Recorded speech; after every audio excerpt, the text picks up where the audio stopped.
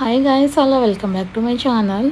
ఈమెని ఎంతగానో జూమ్ చేసి ఇక్కడ వల్ల నా లైటింగ్ అసలు ఇల్లా ఇక్కడ ఏంద్ర బాబు, ఈ పాప ఎవరు అన్ని సామాన్లు రోడ్లపైకి వేస్తుంది అనుకుంటున్నారా?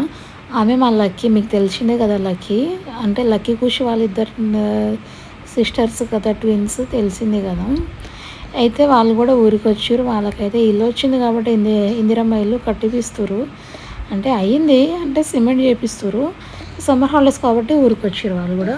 అయితే ఇక్కడ మా ఇంకో పిన్ని, మా లక్కీకి పిన్నికి అయితే అసలు పడదు. ఇక్కడ వాకిలు ఉడుస్తుంది కదా, ఆ పిన్నికి లక్కీకి ఇద్దరు గొడవ పడతారు.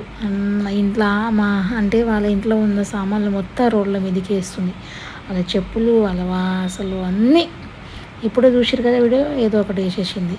అయితే ఇక్కడ మా తాత ఏం చేస్తుందంటే, అక్కడ అంటే మా ఇంకో బాబాయ్ వాళ్ళు ఇక్కడైతే అంటే ఫస్ట్ స్టార్టింగ్లో చేయించారు రథము, నరసింహస్వామి పూజ అని చేయించారు కాబట్టి మళ్ళీ సెకండ్ టైం అండి రథం చేపిస్తారు.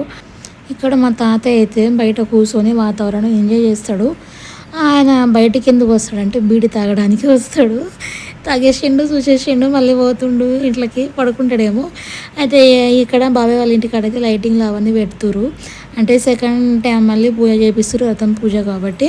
ఇక్కడ లైటింగ్లు డీజే అవన్నీ ఉంది. మాకు జోరు రేపు డ్యాన్స్ చేయడమే. అయితే ఇక్కడ లైటింగ్లు అవన్నీ వేపిస్తారు. లైటింగ్ చూస్తున్నాం. ఇక్కడ కూర్చొని ఆపిల్లమ్మ కూడా చూస్తుంది.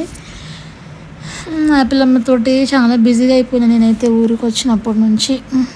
బాగా సతాయిస్తుంది. నానమ్మ మీకు చెప్పిన కదా అంగడి పోతుందని, అంగడి పోయి వచ్చేసింది. ఏదో తెచ్చింది, చేపలు ఏదో తెచ్చింది. అయితే నాన్న వాళ్ళు వంట చేసుకున్నారు, పడుకున్నారు. ఇక్కడైతే నైట్ అయ్యింది. అయితే మేమందరం బయట కూర్చొని చూస్తున్నాం. అసలు నైట్ టైంలో లైటింగ్ చాలా బాగుంటుంది కాబట్టి అసలు ఇల్లు చాలా మంచిగా ఉంది అబ్బా. అలాగే మా బాబాయ్ వాళ్ళు అయితే పందిరి కూడా వేస్తారు. లైటింగ్ ఆ పందిరి చూస్తుంటే పెళ్ళి చూపు, అసలు పెళ్ళి సందడి లాగానే అనిపిస్తుంది మాకైతే చూస్తుండే.